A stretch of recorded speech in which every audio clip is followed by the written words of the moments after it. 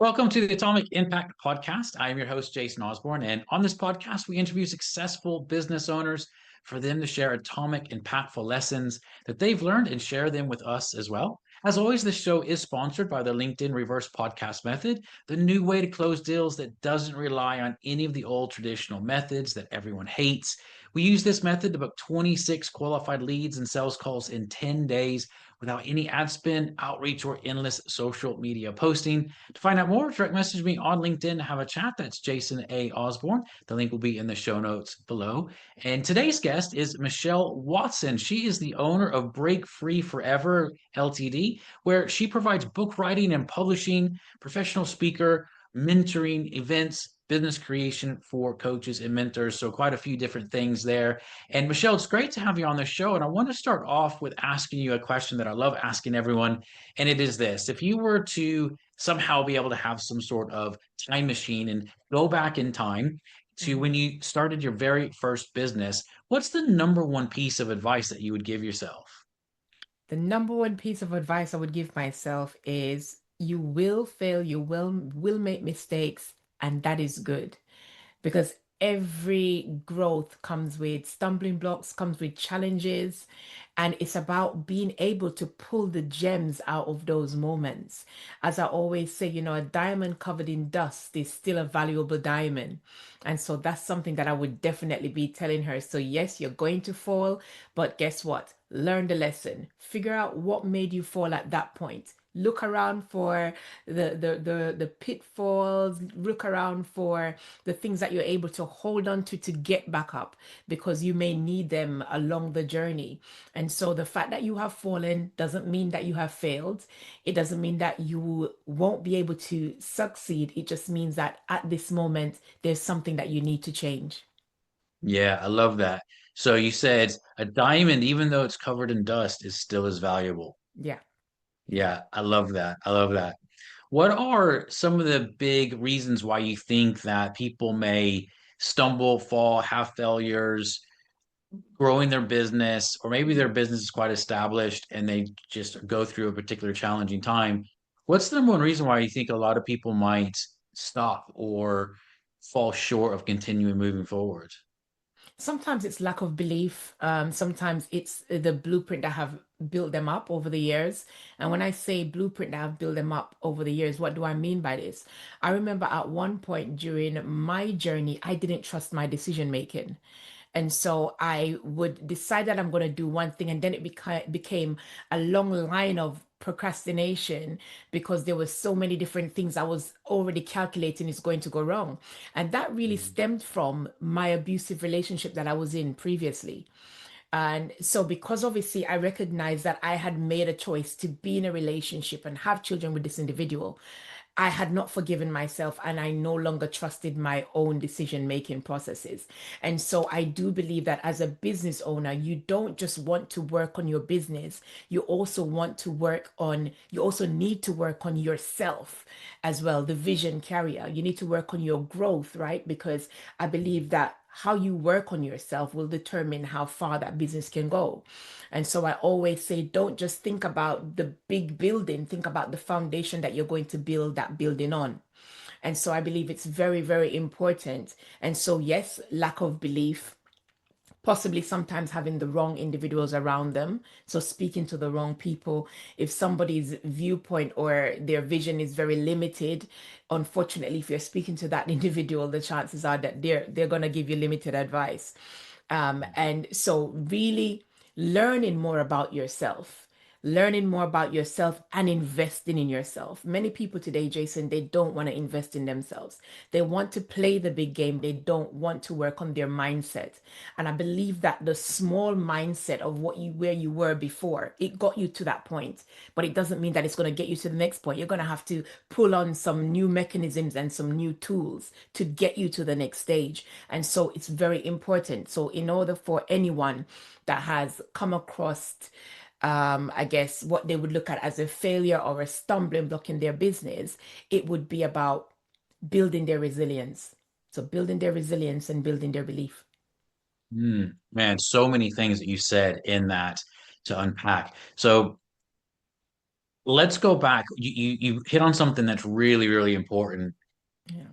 There was a decision that you had made in your life, and it impacted your probably other life decisions, but you said it impacted business decisions as well, where you doubted what you uh, had decided in your business, the direction you go. You said you would decide one thing and then you would doubt yourself and question yourself because of other things that have happened to you in your past. What Yeah. is, I think that's very relevant to most people. And I think if they Mhm. haven't experienced that at some point in their life, they will, Yeah. because it's just part of life. What's one lesson or a key that you've learned to be able to overcome those things? Because Mhm. inevitably in business, you're going to make decisions and it's not the right decision. How do you continue to move forward even though you know you've made some mistakes, but you can still trust yourself and build that Mhm. internal trust again? Definitely. For me, it took a healing process. I definitely had to go through a healing process for me. I believe different people, depending on what it is that got them to that point, will require, I guess, maybe a different path.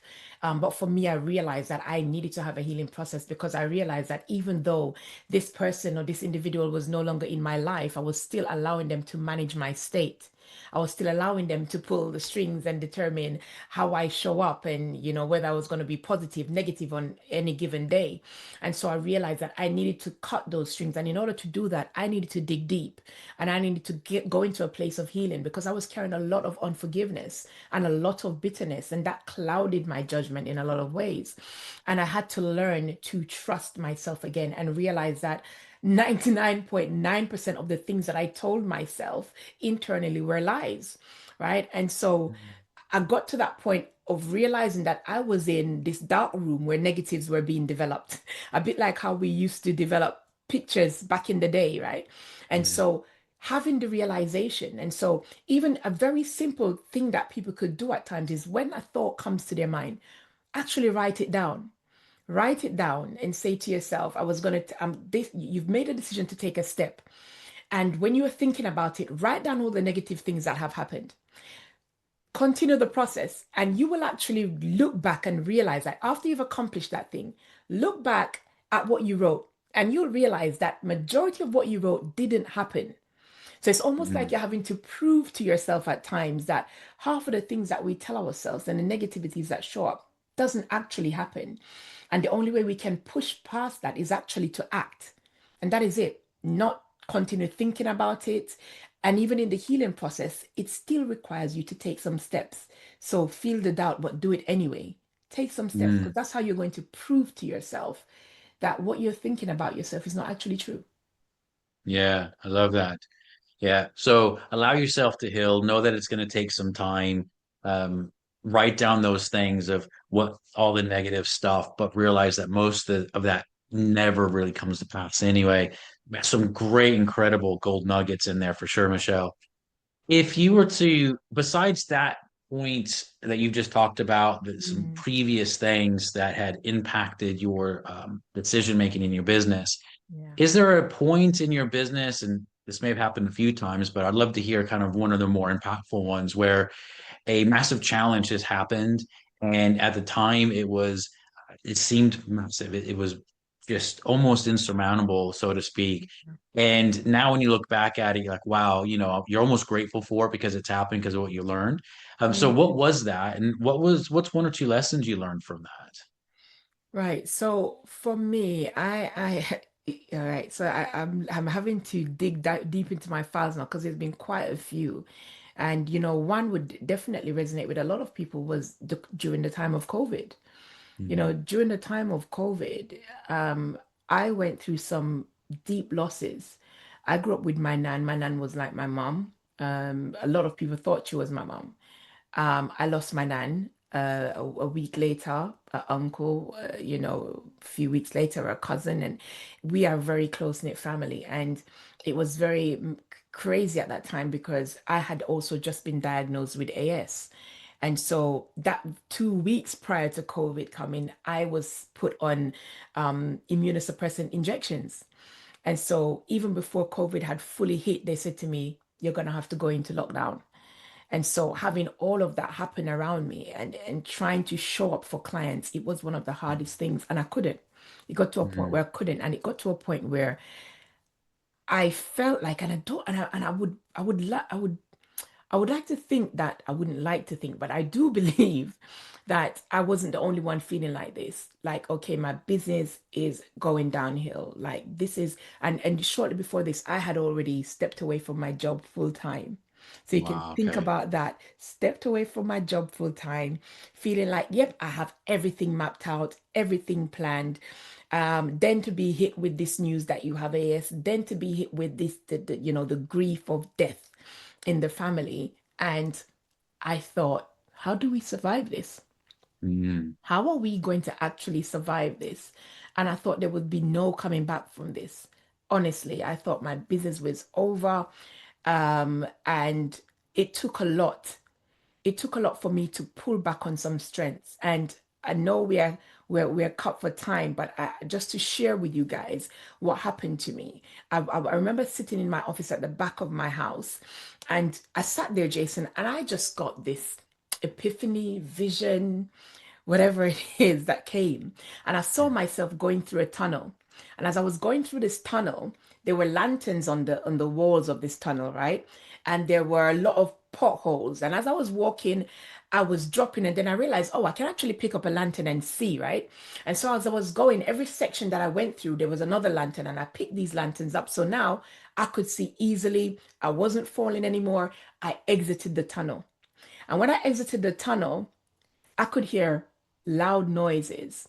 And as I looked back, I realized that there were other people coming through this tunnel. mm, And as they were coming through the tunnel, they were crying out. And I realized a lot of them were falling, and they were falling into holes and ditches that they weren't able to get back up from. And I thought, wow. Then I realized I looked down in my hand and I had all of these lanterns with me. And mm, I thought, oh my gosh, I think I was supposed to leave some for the other people coming through. And it was almost like I had a rewind moment and I was going back through this tunnel again. And as I was going through this tunnel, I picked up the first lantern, and I was like to myself, okay, it's going to be hard for me to see with just the one lantern, but I need to leave some lanterns behind for the other people that's going to come. And so even though I tripped and even though I fell, I was able to get back up. And so what I started to do as well was make some notes on the wall for the people that was coming through to see and know that, okay, just if you look down here, there's a pothole here, and there's a stone over there. And I exited the tunnel, and it was harder than the first time. But this time around, when I exited the tunnel, I wasn't hearing the cries and the screams. I looked around and people were coming out. mm. And I sat there and I was like, okay, God, like, what is this about? And I realized that the tunnel was life. The Yeah. tunnel was life. Every time I speak about this, it's emotional. The Yeah. tunnel was life. And I realized I had two choices. I could cop out. I could exit this tunnel of life, because that's what the end was me exiting the tunnel and take all of the light with me. Take every lesson that I've learned, every trip and fall, everything that I've learned and collated over the years, and I could exit life taking it all with me.